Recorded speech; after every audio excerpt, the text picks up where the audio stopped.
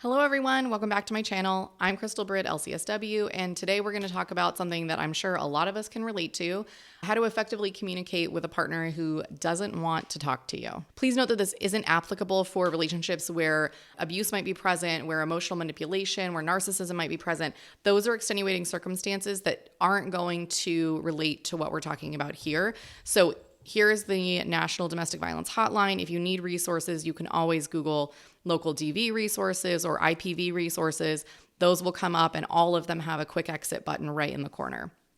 Now, this is a common challenge, but with the right approach, we might be able to improve communication and strengthen our relationships in the end. Understanding the struggle. So let's start by understanding the struggle a little bit.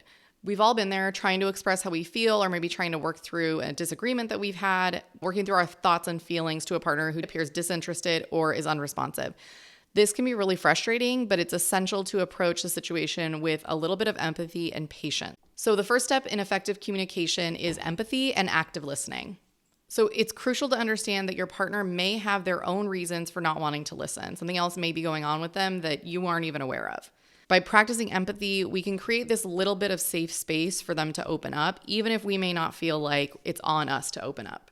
Choose the right time and place. And this is one of the really key components. Timing matters. To get your partner to listen, choose the right time and place for your conversation. You're going to want to avoid discussing sensitive topics when they're busy or they're distracted. So in the morning when you're getting ready to go to work or you both are getting ready for the morning, not a good time to bring up a sensitive topic or something that you needed to talk about later in the day. Find a calm, private setting where you can both focus on the conversation so that neither of you is distracted. Use I statements. I statements are super powerful in communication.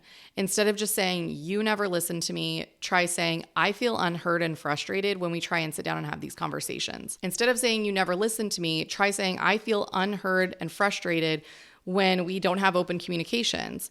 This shift in language takes blame away from your partner and encourages understanding. And it encourages them to do the same with you. Be clear and specific. When you want your message to be heard, be clear and specific. Be clear and specific about what you're asking for, about what you need or want. Try to avoid vague language or generalizations like, "I need for you to pay attention to me more." Try and bring it down to something that's very specific and practical. That's always going to be an easier expectation to meet. You want to state your thoughts, feelings, and expectations explicitly. Active engagement. Encourage active engagement from your partner. Ask open-ended questions. Don't just ask yes or no questions. And when they give you their answers, express genuine interest in what they have to say. When they feel valued and heard, they're more likely to reciprocate. If we're in a situation where we're using sarcasm, criticism, defensiveness, our partner's not going to want to continue to talk with us. Practice patience. It's essential to practice patience.